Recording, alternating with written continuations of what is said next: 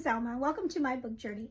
So today I have for you my books that I read for the month of May. And altogether I read 11 books. And I really read some really good ones. I had some tears shed this month and everything. So we'll get to that. But I also participated in the Southern Charm Readathon this month, and as you can see, I'll put it up here. I got all the prompts done. I was so excited that I was able to do that. And so as I'm going through my wrap up, I'll let you know how I filled those in. And then I had some extra books that weren't on there because there wasn't enough boxes for me to do my 11 books. But that's okay. That is quite all right. So let me go ahead and take a drink. And today I am drinking caramel macchiato. I'm not big on caramel, but we were out of mocha. But this one's not too bad. That one's not too bad. So that is that. So let me start with the books. And some of these I have with me, and some of them I read on Libby, or they were library books that I read at the beginning of the month and that I've already returned.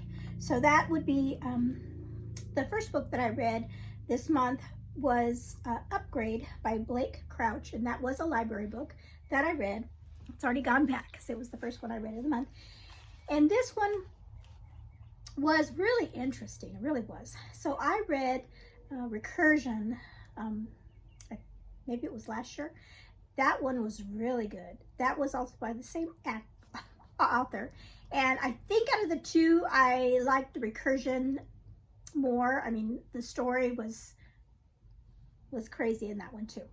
But this one, in this book, we follow Logan. I've got my notes here because I had to make sure I remember people's names. So Logan is our main character. And also this book takes place probably in the future because of the things that they're able to do. So he grew up with a mother that is just like a super genius scientist. And during this period of time, the scientists are able to manipulate genes and different gene therapy and basically create new species and things like that. Just crazy stuff like that. Well, evidently it gets too dangerous, and the government just says, no, we need to put a halt on these scientists because in the beginning of the book, and I won't say, something happens that really affects globally because of some little thing that they change in genetics. And so they say no more scientists doing this stuff, and they put a stop on a lot of scientific research and testing and things, and so no more of that because they don't want another accident or disaster to happen. And so Logan is working for a form of government that goes after these kind of individuals, these scientists, to stop them from practicing and put them away. And along the way, they are tracking somebody, and he gets exposed to some kind of virus, and they don't even know what it is. And then they put him in quarantine to watch him to figure out how is he going to change? What kind of thing is this? And he does change. And he does, and the point of the book, the upgrade, is basically his whole mind, his brain, and everything gets upgraded to like super duper levels. His intelligence, his senses, everything is just so crazy. So he is affected this way, and the story goes from there. And I won't say any more because it really is a thriller, and there's some twists and turns, and the ending was really good. I really enjoyed it. And so yeah, it was good. I have, like I both said, I've only read, this is only my second book by this author, but I really enjoy his writing. He keeps you it's a page turner, it really is. And so that was a really good book that I read this at the beginning of the month. And that counted for the Well I Declare prompt, which said a mystery or thriller. And that counted because it was a thriller. Okay, so, and then I read this book, and I do have this one here because and it was a rom-com, Serendipity. This is part of a series all centered around this Serendipity apartment building. And this was so good. It was so sweet. So we have two characters here. We have, what is this gal's name? Let's see, Willa. And her love interest is Archer. And so he is the main person in this, because he is a very wealthy man that comes and he buys this apartment building. So he's the new owner, and she is already living there. And they meet, and I don't even want to say how they meet, because it kind of gives away what happens, which is so funny. And all of that. I really enjoyed his character, because he wasn't just some rich guy. You know, he had a really interesting backstory, and that really affected how he was around people and everything. And then she had a good backstory too. And then all the characters around this place. And like I said, it was such a good book. I really enjoyed the ending of how they got together and everything. It was really good.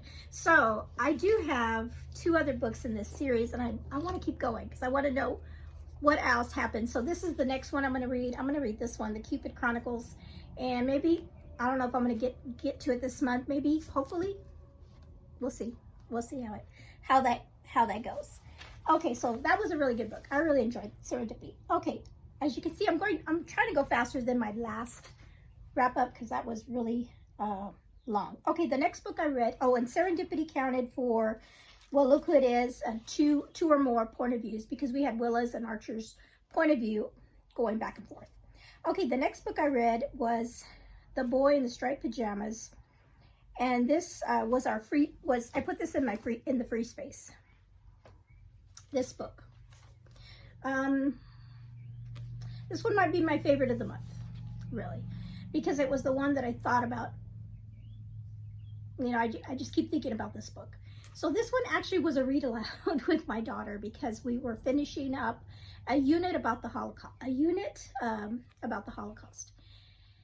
And this book.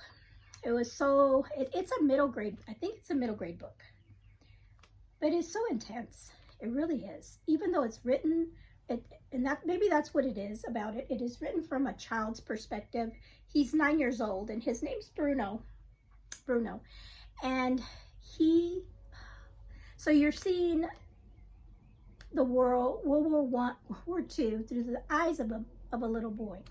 And his perspective is of a wealthy family. And then later on you realize that his father is high up in the Nazi party in the military. And what he does, and you know, he's just a little boy. He's naive, and he's oblivious to the things that are around him and where he finds himself in. And then he meets a boy in striped pajamas, and that's what he calls them. He calls this, you know, he's just in striped pajamas. He doesn't realize that he's talking to a young boy that's in prison, because he's a Jewish little boy in a Nazi camp. It is just an amazing book, and the ending was, I was in tears reading the ending of this book. And then I watched, after we read the book, my husband and I watched the movie. And the movie was good. It was really good. It did, of course, they changed, you know, they had to change some things for the movie. But the final scene in that movie, that really, yeah. And if you've seen it, you know what I'm talking about. So, and like I said, this book, after I read it, you know, I kept thinking about it. It's just a really sad book. But then, just to gee whiz there and whatever, I was looking at I had posted something about this book on a reader's Facebook group, and somebody, you know, I said how much I loved it, and then somebody mentioned, well, you know, have you read, you know, there's a part 2 to that? And I was like, what? And so I looked it up, and yes, there's a part 2, and so I had to go and get it. So I bought it, And this one is called All the Broken Places, and I just got it recently. And it's by John Boyne, the same author, and it's a sequel that he wrote to this, The Boy in the Striped Pajamas, and I'm going to read it. I don't know anything about it. I don't want to read the back of it either. I just want to go in and find out, you know, what kind of sequel it is. Well, I mean, and then I told my daughter, I go, they made a sequel. And she goes, how? You know, how did they make a sequel? Why? And I'm like, I don't know. I just heard they found it. And, you know, it has birds on it, on the cover. And, you know, this could count for Chantel reads all day. Her one-word prompt is bird. So I could throw that in there for that, because I really do want to find out what he wrote as a follow-up to that book. Okay. That was probably like I said, that was probably my favorite read of the month. Then I came to A Map to Paradise by Suzanne Meisner, and this was going to count for Hold Your Horses, which is a book that takes time to unfold. And Susan Meisner, I'll put it up here because I listened. No, I did. Did I listen to it or read it? I think I read it. It was yes, it was an ebook that came in, and it wasn't on my original May TBR, but like I said, it came in that it was ready in Libby, and I love Susan, I always say Suzanne, no, Susan Meisner. I love her books. She's a favorite of mine. So this book had to do with a few things, and she's always like that, and that's why I put it in this category, because it took a while to get going. Not that it was a bad or slow read, but just for different pieces of the puzzle for the story to unfold. And so we have, and it basically revolves around three women. So we have Melanie, who was an actress during like the 1940s, I believe, or 50s. I should have wrote that down. Maybe later 50s. It was during the time during the McCarthy era, when they were the Red Scare. You know, people were afraid of communists and communist infiltration, and they specifically really targeted Hollywood because there was a lot of socialists in Hollywood and communist sympathizers, and they were blacklisting people. And so Melanie is an actress that is just up and coming, and she's just starting to get famous. She was in a movie in Hollywood, and she was her leading man. That back then, and I think they still do it actually, the movie studio were like, you guys need to go out and just like pretend that you're dating just to lift up the movie, right? And so they did that, and so people thought they were actually dating, and they really weren't. But then this actor that she was dating got tied to this whole communist thing, and then she was tied to it just because she was with him, even though she had nothing to do with any kind of communism. So she was kind of in a way blacklisted, and so that she's one of our characters. And then we have, and they live in Malibu, and her next door neighbor was a man by the name of Elwood, and he was a screenwriter in Hollywood, and she would go to him and ask for advice and everything about what she should do about this. So she was a good friend to he was a good friend to her. But he was also I had to write this down, he had agoraphobia, which is he would never leave his house. He was always just in his house. Now so our other two characters are Eva, who is Melanie's maid, and then June, who was a sister-in-law to Elwood. And this story, so the three of the women, they each have their own backstories. Eva is Poland, or maybe she's not from Poland. She's got secrets herself. And then June, the sister-in-law, she has big secrets, especially when it comes to Elwood, her brother-in-law. The story is just not crazy, but it's just amazing how these three women, they come together, and everything works out. But it's kind of something that happens I don't want to say because I don't want to spoil it. But her books are always like that. They take something and that happened in history with the whole blacklist and the communist thing. And then also what was interesting was, and I remember Susan Meisner talking about it when all the fires happened recently in Malibu. Her book talks about a fire that happened in Malibu too. That's critical to the plot later on towards the end of the book. So that was really interesting. Okay, so that was the book I read for her, and I highly recommend any of her books. They're always so good. Okay, then after that, I read Loyally Luke, and this was the happier than a pig in mud because it made me laugh. And I did listen to this on audio because I love the audio of all three books, Authentically Izzy, Positively Penelope, and then Loyally Luke. They have the same, I believe it's the same, I know Luke was the same voice actors that did the reading, and they did just a great job. And so this is the story, the final book in that trilogy. And hey, I can say I've finished a series. I don't do that often, but I finished a series. And this one was I really enjoyed it. Buddy read this with Lucy, the Lucy Chronicles. She did not like it as much as I did. I think the second book is her favorite. And I think that's how it is for most people. Some people like the first book, their favorite, you know. I don't know if I have a favorite, really. I enjoyed all of them pretty equally. I liked all three of the brothers, the brother and sister, and then of course Izzy is the cousin. Is she the cousin? I can't remember now. But Luke is my favorite of the siblings because he's just hilarious. And I really enjoyed that he finally got his own book, and he meets Eliana, which is my daughter's name actually. And Ellie is a princess, and he is just like common carpenter. Very, I mean, you know, he's not a romantic. He says he's not a romantic, but I think he is. And they meet, so they're just total opposites, but yet they're not. And I really liked Ellie. Lucy didn't like her, but I liked her.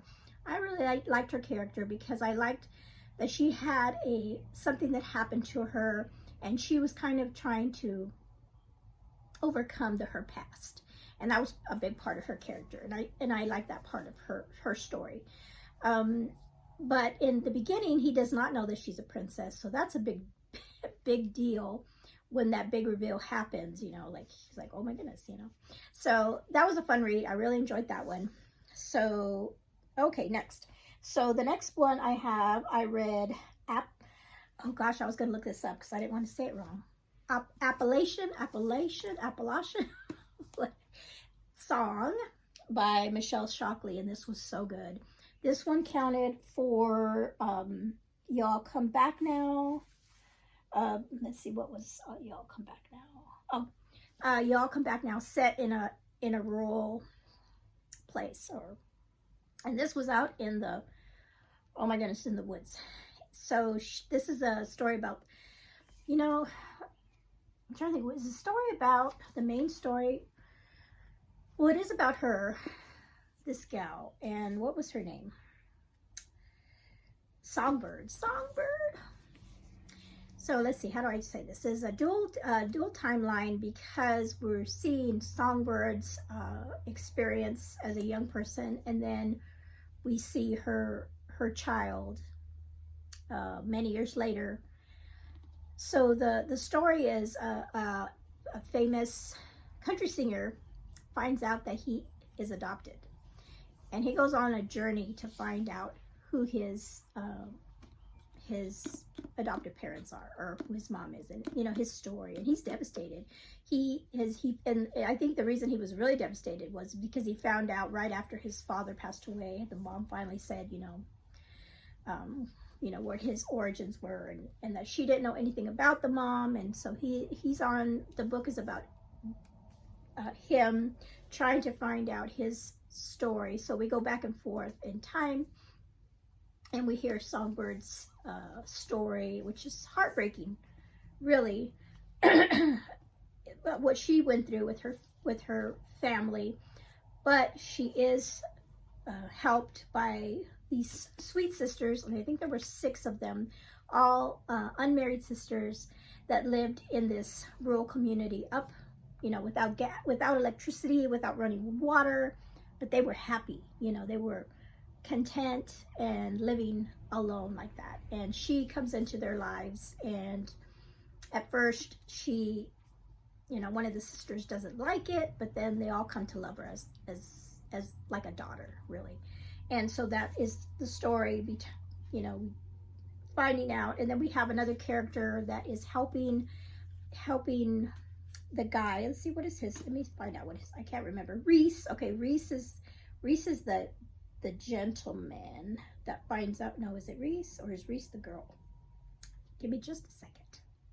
Okay, Reese is the girl, is the young woman. She's actually a midwife. She used to be a full-time nurse, but now she's a midwife in this rural area. And she is the country singer. His name's Walker. He's the one that comes and gets her assistance to help find his mom, or where he came from.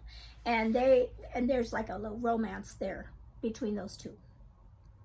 Very, you know, it's there, and then, but it's not the main part of the story. Yeah, so that is, it was really good. Just really a really good story. I do want to read more from this author as well.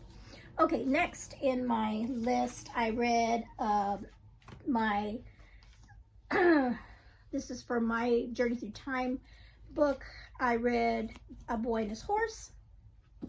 And I think I didn't read it. I think I listened. Yes, this one I did listen to on audio. And this is the third book in this series. And this is my first time reading this one. And so it was all part of the Chronicles of Narnia. And we do have mentions of Narnia because our main characters are headed towards Narnia. They're in another kingdom at the time. And it's about a little boy who grew up with somebody that was not his family. He was found and then basically treated like a servant and not a son. And he meets a talking horse. And this talking horse is originally from Narnia, because in Narnia, if you have read that book or seen the movie, you know that like the animals speak. And so that horse is from Narnia.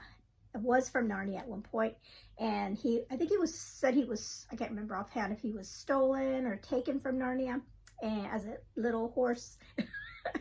And now he's you know, eventually wants to go back, but he's lived a long time as a regular horse, not speaking, but yet he speaks to this little boy, and the little boy hears him. And it's about a journey of them meeting another young gal, and she has a talking horse too.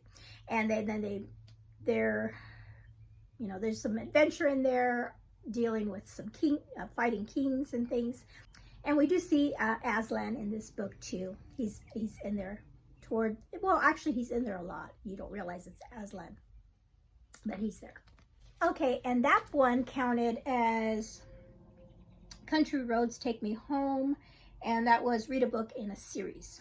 Okay, the next one is another audiobook that I listened to, and this one was so good.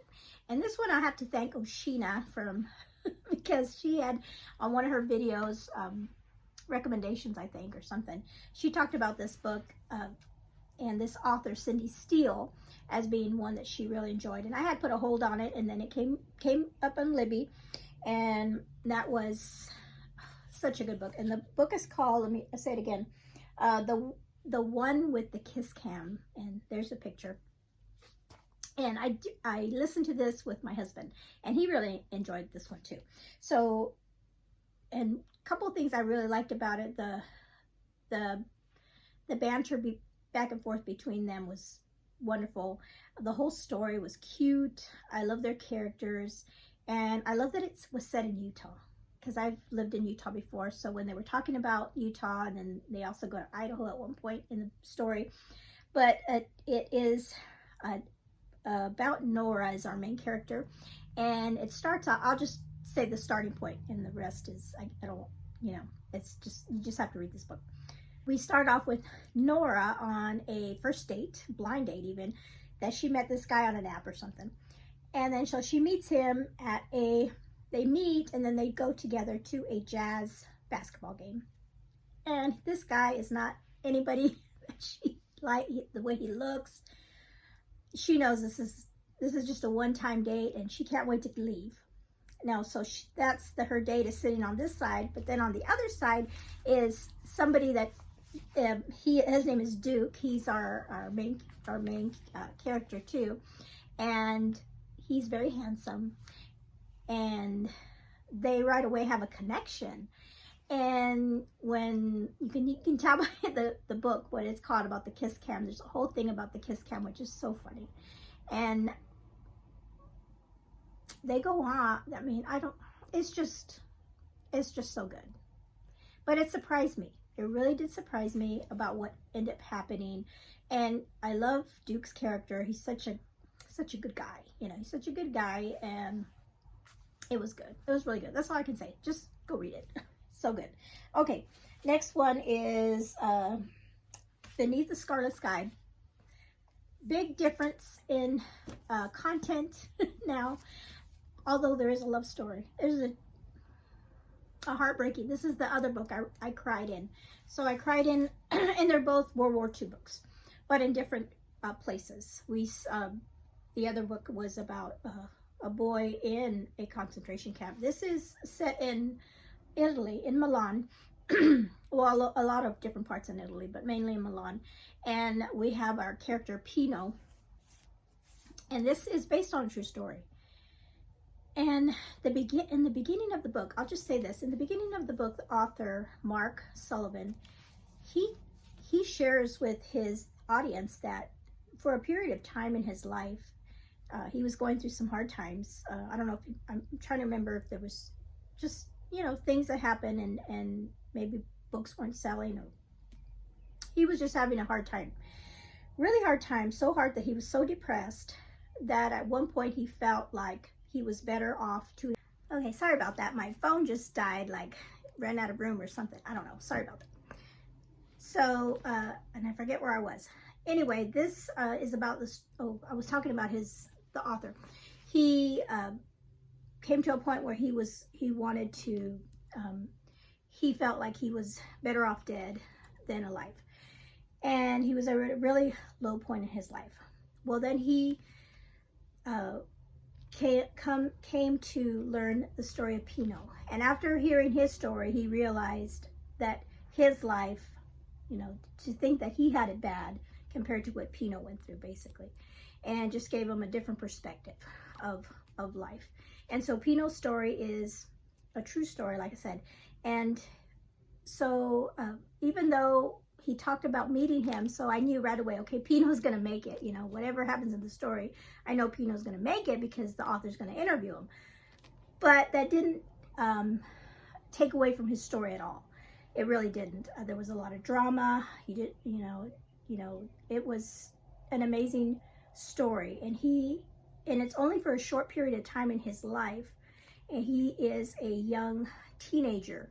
And the things that he sees and experiences in that short period of time is amazing. And it affects him at the end of the book. The author tells us, you know, what happens and how it really affected his life overall, and that love story. And, you know, in the midst of everything evil that was happening, Pino had found love and experienced love in a beautiful way, and he saw so many awful things. One thing I will say is that when the book started, I thought it was going to go a certain way, and then it didn't. It just turned, and it was so intriguing and interesting. So one thing that he does do at one point in time, and it reminded me of the book The Nightingale, because he would help Jewish people escape Italy and into Switzerland because of, you know, the Nazis were taking the Jewish people into camps. And he would help people up the Alps, really, because he was really good at mountain climbing. And those chapters were so... Okay, sorry about that. My camera just died, so I had to switch out cameras. So, what was I saying?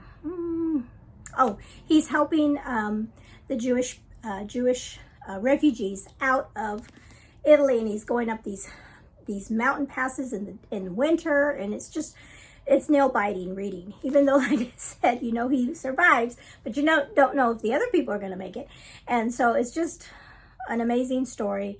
The people that he meets and encounters, and his family, and then that love and everything is it's just a heartbreaking story, and it's really good. So I am definitely going to read another one of this author's books. I know there's one that's another World War II book, but that is takes place in the Ukraine, that I really want to read.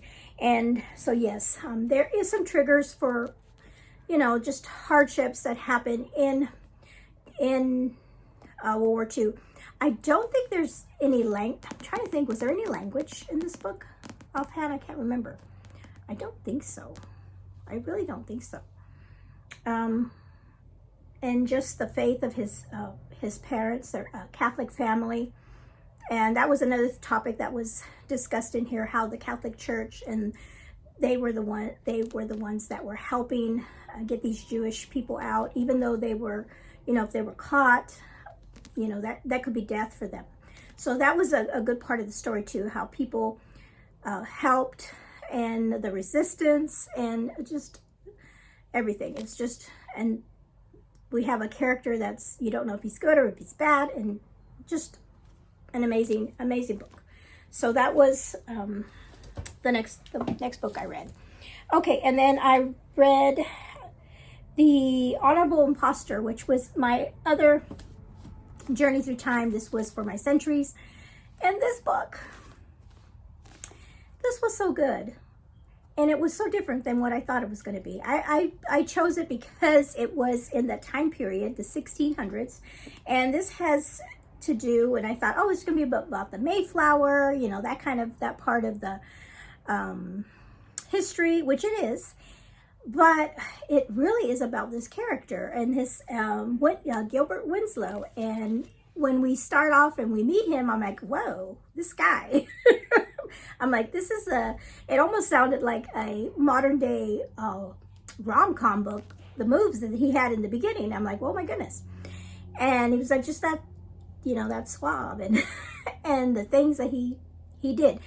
So he is a young man that was in kind of like you would maybe call going to like seminary maybe, and like to be a clergyman and in the Church of England. And he wasn't a believer at all.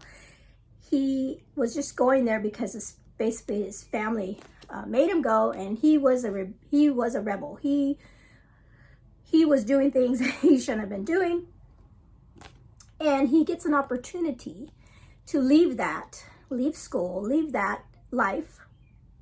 He gets an opportunity to leave that life and have a more worldly job. And even though he doesn't have money, he could, if he took this job, he would have money and prestige, and even have a beautiful woman possibly as his wife, because a lord asked him to do a particular job. And if he, like I said, if he did that, then his, it was a boost up for him and what he thought at the time that he wanted. So it was all good, good.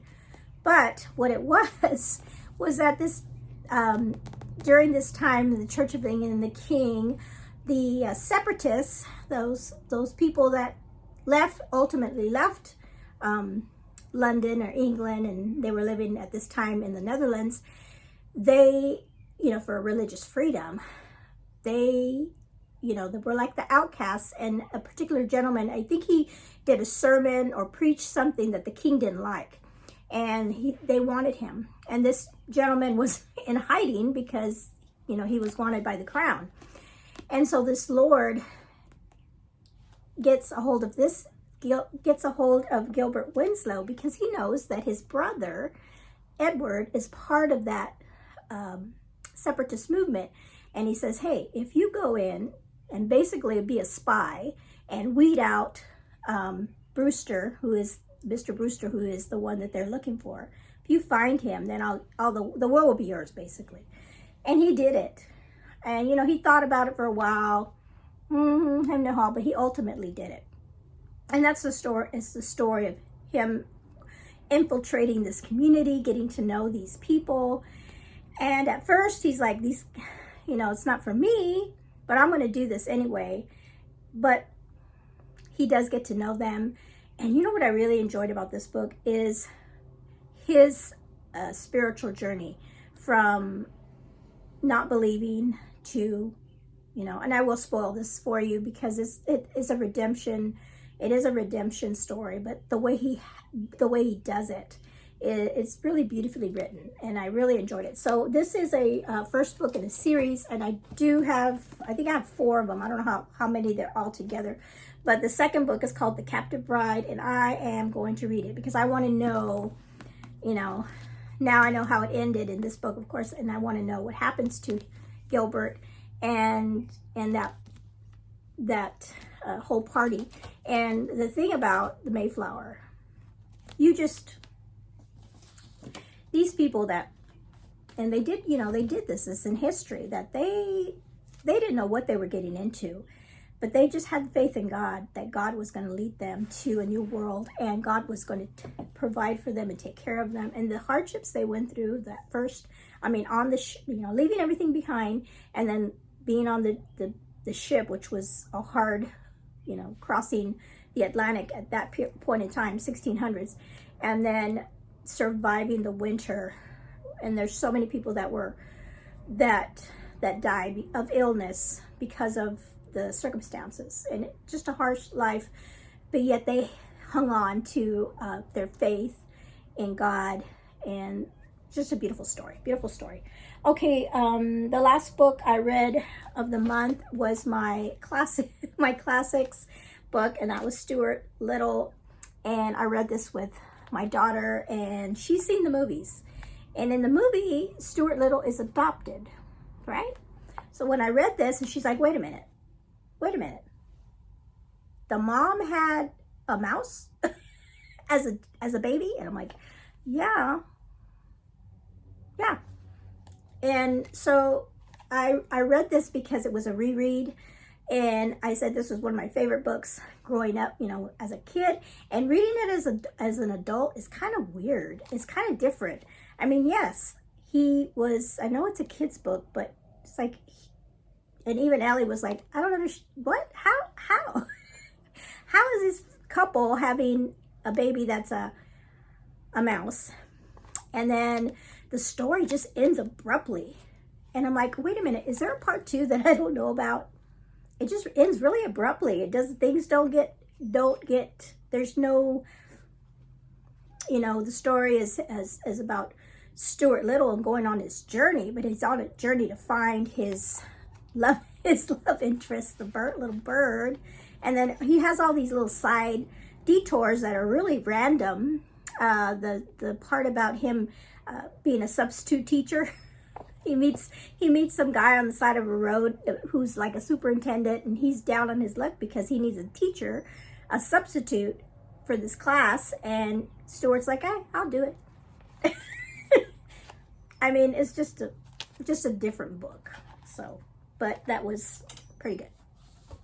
My Bible that I read this month was the book of Daniel, and that is an amazing book because of of course the prophecy, and how a lot of that did come to pass. And, you know, talking about some of the visions that mentioned nations that were going to form, and scholars have said, yep, that's, you know, they're talking about Alexander the Great there. You know, there's no question about that.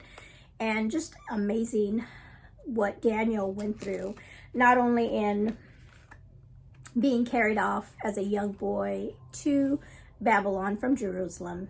He was set up to be like their, what they called, they had like magicians and things like that, but he was able to interpret dreams and things, but it wasn't him, it was God that was doing that. And so he was head and shoulders above a lot of these sorcerers, and because they couldn't do that, they couldn't answer the king's questions about his dreams, because only God could give those answers. But what was interesting was, even though, and which king was it? Because there were several kings that Daniel, because he lived all his life in Babylon, and he never actually went back to Jerusalem once the Jews eventually did return home. But he did not. He stayed there, and he held on to his faith, even in times when there was one part in Daniel where the other sorcerers and wise men, supposedly, they didn't like Daniel because, you know, he was maybe the king's favorite because he was honorable, and they set him up to kill him because they had the king do a law about, you know, let's have a law for a month. I think it was a month. You know, nobody's supposed to pray just to anything else but you. And because they knew that Daniel prayed to the Lord, the only living God. And Daniel, even though he had this law that was going to, you know, take his life, he boldly prayed in front of people so they could see him 3 times a day. And that's when he gets thrown into the lion's den, which is a famous story, Daniel in the lion's den. But he had faith. I mean, there's a man with faith, to be willing to be bold for Christ, or be bold for God at that point in time. Christ had not yet been born on earth, and so, but Daniel was a true follower of the Lord, and he had such a faith that he withstood all of that, and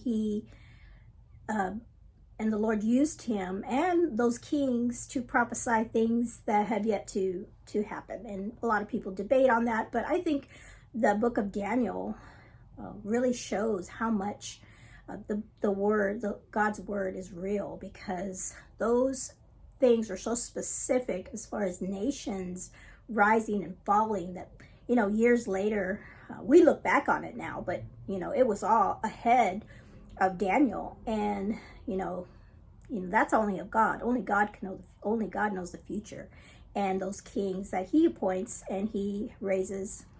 And so people struggle with that. They don't think Daniel was written when it was written, or because it's pretty accurate with how history unfolded, especially, like I said, with the Roman Empire, the Alexander's Greek empire, that I think really played a pivotal role in the spreading of the gospel because of the language that was spread. And then the Romans, their empire with the Roman roads, and how the gospel was spread far and wide. But anyway, that was my Bible reading for the month. And so those are all the books I read this month. I had a really good month of reading. And so not only did those books that I read count for the Southern Charm Readathon, they also counted for all of my reading challenges. And so I had my Journey Through Time, my Journey Through the Centuries was the Honorable Imposter, my Journey Through the Decades was the Narnia, Boy and His Horse, and then I had my biblical reading was Daniel.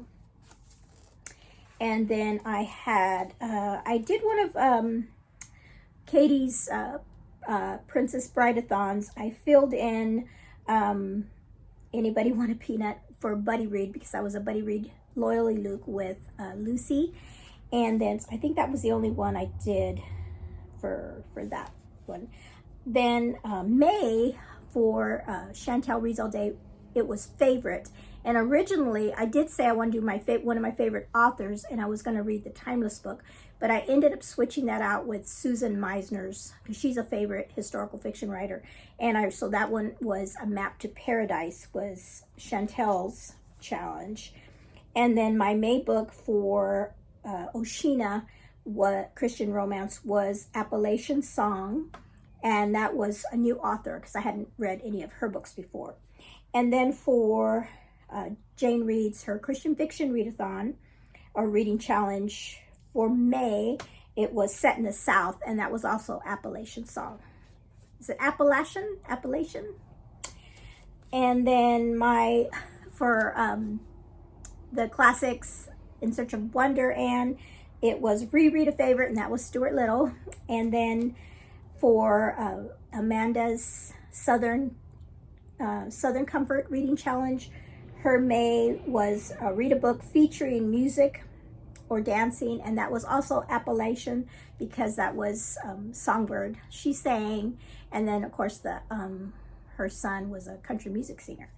So yeah, so I had a really good book read time. Again, my two favorites probably, well, you know, I enjoyed all of them, really.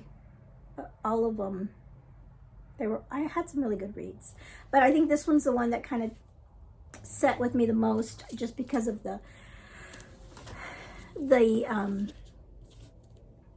story of Bruno.